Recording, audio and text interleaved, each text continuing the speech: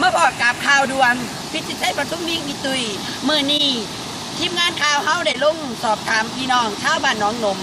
ตำบลคำเตยอำเภอเจริญจังหวัดยโสธรน้ำปลาไหลหลากค่ะมือนี้ฝนตกหนักเฮ็ดให้น้ำท่วมไหลเตินน้ำไหลมาจากลำโพงบ้านสมพอน้ำโพงมือนี้ได้ขึ้นจนว่าพี่น้องได้สะดุ้งได้ปลาบักหลายนะคะพ่อกับรายงานพี่น้องได้ประสบกับภัยน้ำท่วมข้างนี้หรือมือนี้ในวันที่30มิถุนายนขอเชิญพี่น้องไปพบกับน้ำท่วมมือค่ะ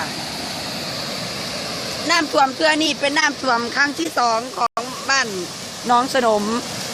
น้ำท่วมนี่คือน้ำไหลมาจากลำโพงบ้านสมพอฝนตกมาจากบ้านสมพอกันไหลมาบ้านน้องสนมบ้านน้องสนมกะสิไหลไปบ้านคำเตยบ้านคำเตยกะไหลไปบ้านน้องแง่บ้านน้องแง่กะไหลโลกไปซุ้มเตอกับพี่น้องน้ำท่วมเพื่อนี่ให้ได้พี่น้องข่าวพี่น้องได้ขาดได้มูลได้เสียหายประสบภัยน้ำท่วมและขอให้รัฐบาลได้ช่วยเหลือพี่น้องมาที่น้ำท่วมเขานะคะอัตพลมือกล้องที่ใจรายงาน